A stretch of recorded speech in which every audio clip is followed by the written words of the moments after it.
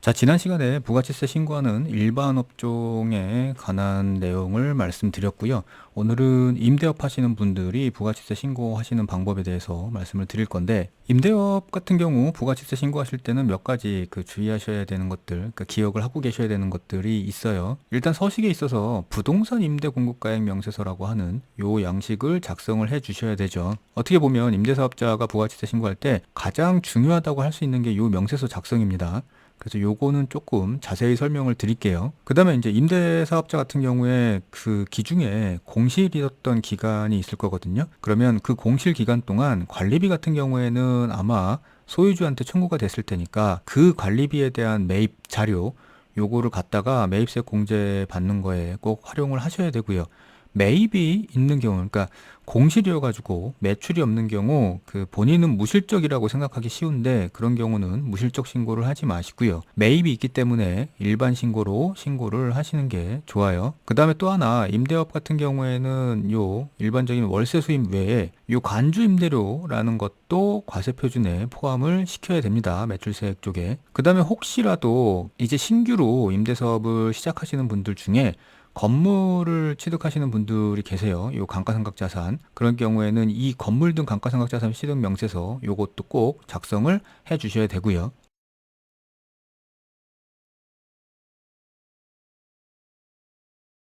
자, 이제 본격적으로 홈택스로 들어와가지고 말씀을 드리면 홈택스 첫 화면이고요. 요즘에는 뭐 부가치세 신고 기간이라 여기 바로 여기 떠 있죠. 그래서 여기 바로 가기로 가셔도 되고요. 아니면 밑에 보시면 여기 내비게이션 요 메뉴도 있어요. 거기서 보시면 뭐 안내문 선택 이런 것도 있으니까 여기서 바로 신고서 작성하기로 들어가셔도 됩니다. 그리고 또 하나 알아두셔야 될 거는 부가치세 신고는 사업장 기준으로 신고를 하시는 거예요. 그래서 개인 명의로 로그인을 하셨다 그러면 위에서 이 사업장 선택을 눌러가지고 부가치세 신고를 하시는 사업자마다 요거 선택하셔가지고 사업장 기준으로 여기 들어오셔가지고 신고를 하셔야 돼요. 자, 이제 본격적으로 부가세 신고는 여기 위에 메뉴 중에 세금 신고 요 탭에서 아래 보시면 부가치세 신고라는 란이 있으니까 여기에 일반과세자는 요 일반과세자 신고해서 하시면 되고요. 그 다음에 간이과세자는 여기 간이과세자 신고해서 하시면 됩니다. 들어오시면 이제 부가세세 신고 메인 화면인데 우리는 여기 지금 정기신고 여기 들어가셔가지고 신고를 하실 거예요. 그러니까 신고를 하시기 전에 혹시 신고도움 서비스를 들어가셔가지고요. 어떤 뭐 유의할 사항이나 신고에 필요한 자료가 뭐가 있나 한 번씩 보시는 게 도움이 될 거고요. 혹시라도 직전기하고 계약사항이나 모든 사항이 동일한 경우에는 여기 정기신고 부동산 임대사업자 직전기와 계약 동일 요 메뉴로 들어가시면 조금 더 편리하게 신고를 하실 수 있어요. 근데 저는 이제 일반적인 경우를 모두 말씀드려야 되니까 여기로 정기신고로 들어가서 말씀을 드려볼게요. 그래서 들어가면 가장 먼저 뭐가 뜨냐면요. 요 전자신고 안내사항이 떠요. 여기서 주요한 건 여기 보시면 홈택스에서 자료를 제공하는 예정일이 이렇게 나와 있어요. 그래서 뭐 예를 들어서 사업용 신용카드 매입 내역이나 아니면 전자세금 계산서 매출 내역, 매입 내역 이런 것들은 7월 12일부터 제공을 하고 있으니까 제가 여러 번 말씀드렸다시피 가능한 한 홈택스에서 조회가 가능하고 제공이 가능한 날짜 이후에 신고를 하시는 게 아무래도 정확할 수 있습니다. 그래서 뭐 사정상 이 날짜 이전에 신고를 하시겠다 하더라도 나중에 이 제공 예정일이 지난 다음에 다시 한번 신고서를 작성하시면서 확인을 한번 해보세요. 혹시나 달라지는 게 있을 수도 있으니까. 자, 이제 신고 첫 화면인데요. 모든 신고가 그렇듯이 기본정보 입력부터 시작하죠. 여기서 보셔야 되는 건 지금이 2024년 7월이거든요. 2024년 7월에 하는 신고는 24년 1기, 여기 보면 1기라고 떠 있죠. 1기는 1월 1일부터 6월 30일까지입니다. 여기 1기에 지금은 확정신고, 여기에 체크가 돼 있어야 되고요. 신고 대상 기간은 지금 이 경우는 계속 사업자니까 신고 대상 기간은 1월 1일부터 6월 30일 이렇게 돼 있을 거고요. 혹시 중도에 신규로 사업을 개시했다 그러면 사업 개시일부터 아마 표시가 돼 있을 거고요. 사업자 등록번호 옆에 확인을 누르시면 이 아래에 세부 사항들이 뜨니까 그 내용들을 다시 한번 확인하신 후 그리고 저장 후 다음 이동으로 넘어가시면 되는데 혹시라도 무실적 신고를 하셔야 되는 분들은 여기서 무실적 신고 요 버튼을 누르셔가지고 들어가서 신고를 하셔야 돼요. 저장 후 다음 이동으로 다음 화면으로 넘어가면 이제 입력 서식을 선택하는 거거든요. 기본적으로 임대사업자가 필요한 서식은 이미 체크가 돼 있어요. 근데 가장 중요한 부동산 임대 공급가액 명세서 이게 체크가 돼 있는지 반드시 확인을 해 보셔야 보셔야 되고요. 그래서 요게 체크가 돼 있다 그러면 그 다음에는 이 건물 등 감가상각자산 취득명세서라는 게 있거든요. 혹시라도 신규로 사업자를 내셔가지고 이제 막 시작하시는 분들은 혹시 이 건물 임대용 자산을 취득하셨다 그러면 요 취득명세서를 작성을 해 주셔야 됩니다. 그 다음에 뭐 특별할 건 없는데 뭐 이 정도가 있어요. 그러니까 혹시 세금계산서를 매입 쪽에서 받았는데 공제받으면 안 되는 세금계산서가 있다 그러면 이 공제받지 못할 매입세액 명세서를 선택하셔가지고 작성을 꼭 해주셔서 매입세액에서 빼주셔야 되고요. 그 다음에 전자세금계산서를 뭐 발급하신 분들은 요거 발급세 공제 신고서 정도 선택하시면 될 것 같고요. 나머지는 뭐 그렇게 크게 선택을 하셔야 되는 것들이 뭐 있어 보이진 않아요.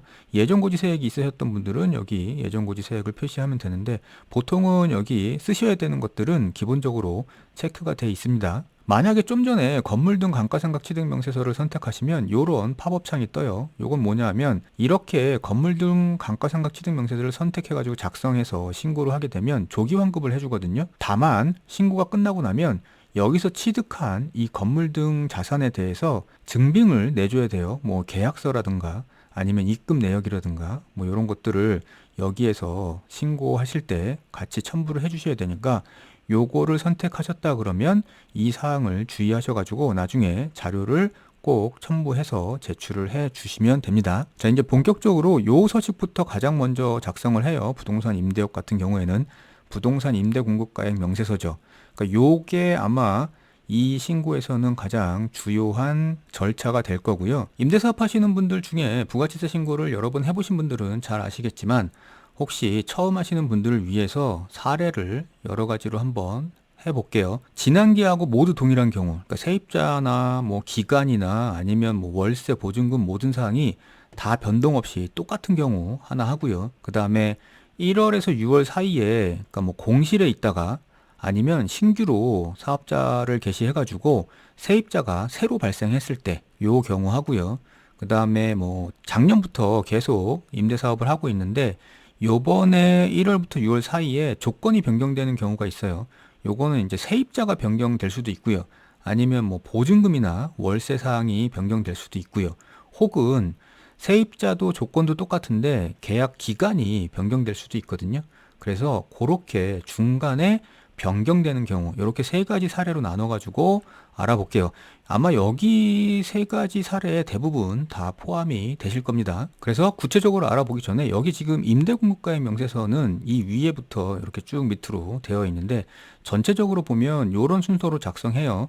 그러니까 임차인별 임대 수입 내용 뭐 이런 게 있거든요. 그 다음에 밑에 보면 뭐 동층, 호수 면적 이렇게 작성하는 게 있고요. 그 다음에 뭐 밑에 뭐 임대료나 보증금 작성하는 게 있는데 순서는 일단 먼저 임대 수입에 대한 내용을 임차인별로 여기서 먼저 적어주고요. 그 다음에 이 물건에 대한 정보죠. 층이나 호수나 면적 뭐 이런 것들을 두 번째로 적고 그리고 그 밑에서 보증금 그리고 임대료 내용을 세 번째로 적습니다. 그리고 나서 여기 밑에 있는 입력 내용 추가를 누르면 이 위 합계나 아니면 아래 임대사업 명세로 작성이 되거든요.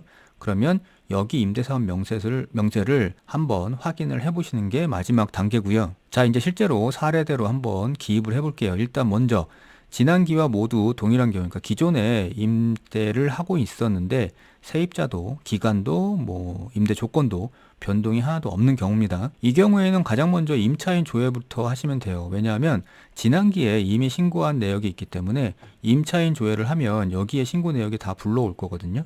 그러면 임차인 조회를 누르시면 이렇게 팝업창이 뜨고요. 내가 직전기에 신고한 임차인 내역이 나옵니다. 그래서 여기 체크를 해주시고 선택을 하시면 이렇게 임차인에 대한 정보하고요. 그 다음에 지난기에 신고했던 내용들이 여기에 이렇게 표시가 되거든요. 그러면 그대로 입력 내용 추가를 누르시면 여기 위에 이렇게 임대수익금액 합계 이렇게 뜨죠. 그 다음에 아래를 보시면 임대사업 명세에도 역시 이렇게 뜰 거예요. 그 내용들이. 자, 이렇게 하시면은 이 부동산 임대공급가액 명세서는 작성이 끝나요. 그러니까 변동이 없는 경우에. 이제 두 번째 사례, 과세 기간 중에 세입자가 새로 발생한 거예요. 기존에 세입자가 없다가 신규로 세입자가 발생한 경우죠. 요거는 뭐 공실로 있다가 발생할 수도 있고요. 아니면 아예 새로 사업을 시작하신 분들도 해당이 될 수 있습니다. 그래서 얘를 이렇게 4월 20일 날 보증금 1천만 원에 월세 70만 원에 세를 놨다고 가정을 해 볼게요. 그럼 여기서 중요한 날짜는 요 4월 20일입니다. 일단 제일 먼저 임차인 조회를 해봤자 임차인이 안 나오겠죠. 직전기에 없었으니까 가장 먼저 할 일은 이 주민등록번호나 사업자 등록번호를 입력하세요. 이거는 임차인입니다. 임차인.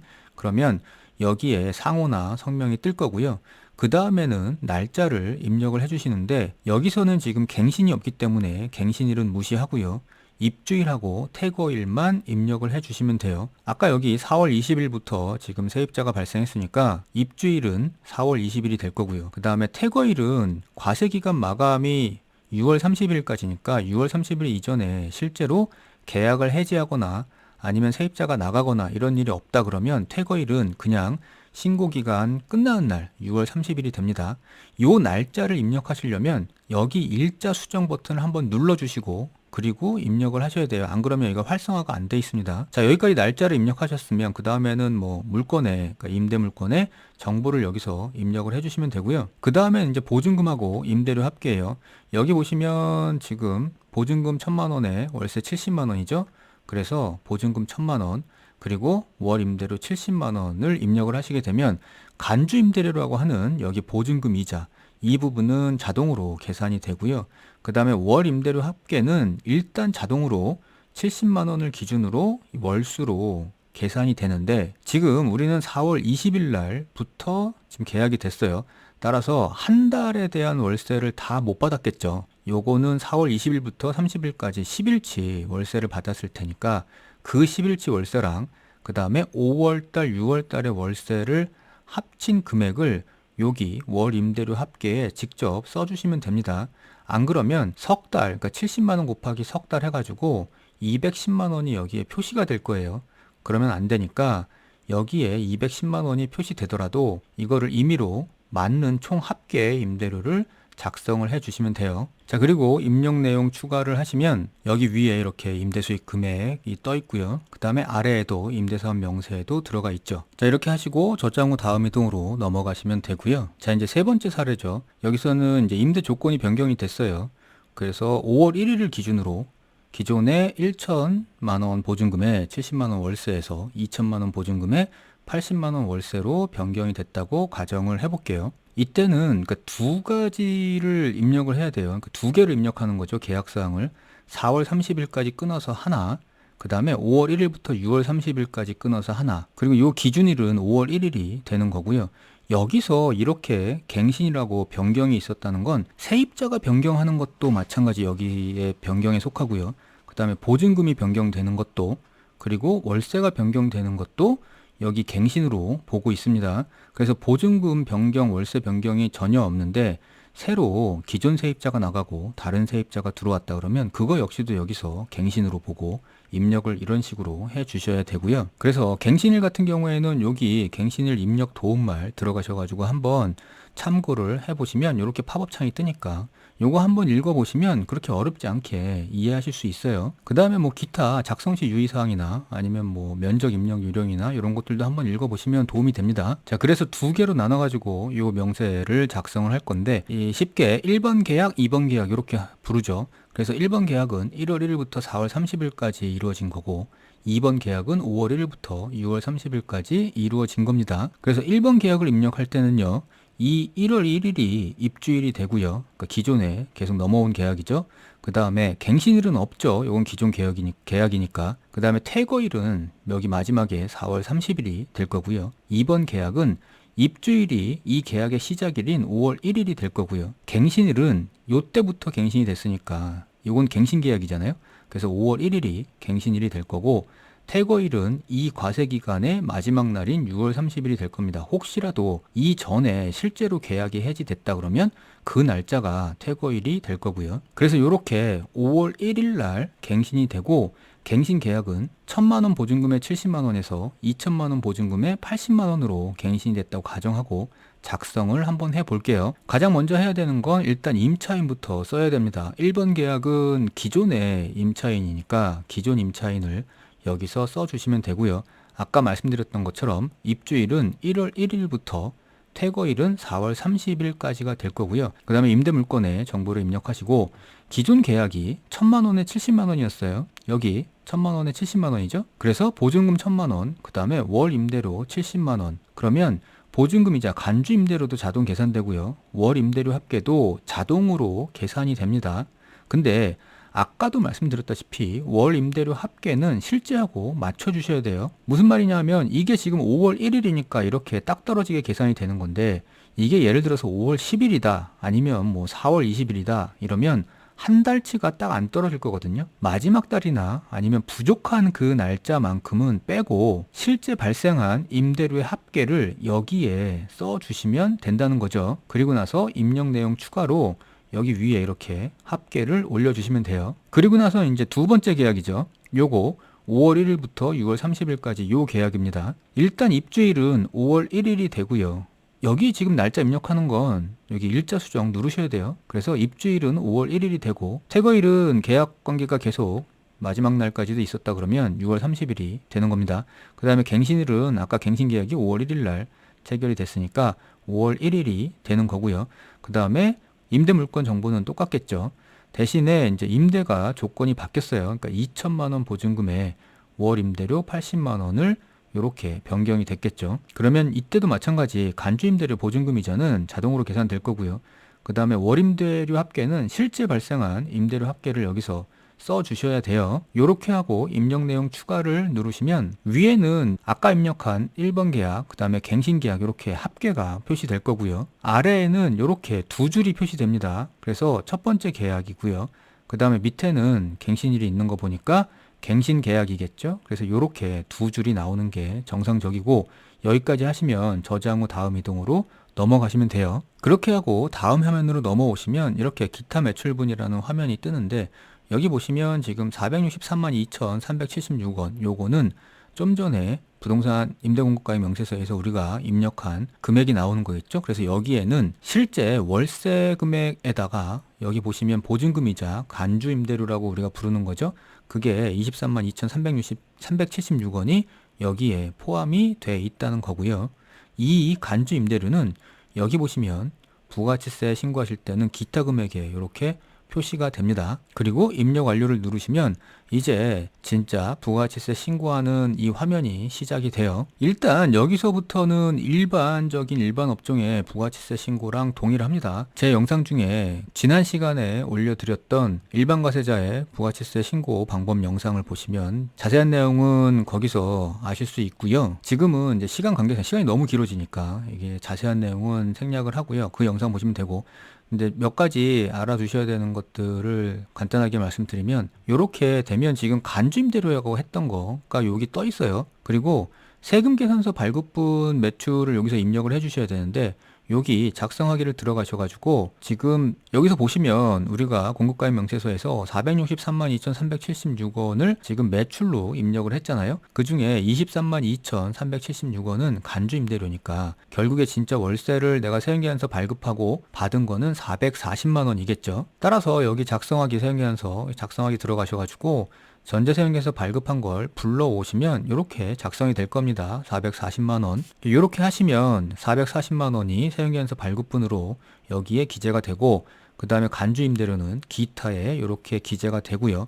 요거 두 개를 합치면 4632376 우리 좀 전에 여기서 기재했던 4632376과 동일하죠. 이렇게 하면 대부분 여기 과세표준 및 매출세액 부분은 끝나요. 그리고 나서 이제 과세표준 명세거든요. 그래서 과세표준 명세에 들어가셔가지고 요거 작성을 해주셔야 되는데 요렇게 생겼고 4632376이 여기 표시되어 있습니다. 그리고 임대원만 하나의 임대원만 하시는 분은 여기에 똑같은 숫자가 이렇게 표시가 돼 줘야 됩니다. 그래서 여기 합계가 4632376 일치해야 다음 화면으로 넘어가는 거고요. 그래서 이제 밖으로 나오면 여기 이렇게 과세표준 명세에 이렇게 작성이 됐어요.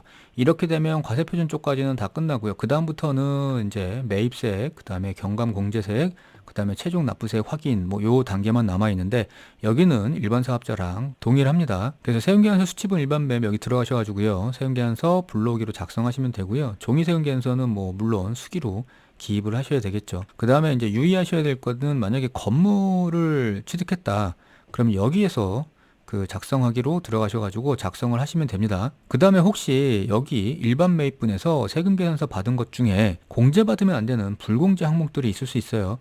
그런 것들이 있다 그러면 여기 공제받지 못할 매입세액으로 들어가셔가지고 작성을 해 주셔야 되고요. 그 다음에 아마 대부분 경감공제서액에서 신고세액 공제나 이런 것들은 디폴트로 떠 있을 거고요. 다만 전자세금계산서를 발급하신 분들은 전자세금계산서 발행, 세액 공제 뭐 이런 것들만 여기서 받으시면 됩니다. 이 전체의 자세한 내용은 제 지난번 영상에서 말씀을 드리고 있으니까 자세한 내용은 거기서 확인을 좀 하시면 될 것 같아요. 그리고 다시 말씀드리지만 이렇게 신고를 하시면 납부도 꼭 생각하셔야 돼요. 만약에 세금이 나온다 그러면 납부도 생각하셔야 되니까 이 신고는 가능한 한 25일 당일날 하지 마시고요. 가능하면 24일 정도까지는 웬만하면 여유롭게 신고를 하시는 걸 추천드립니다.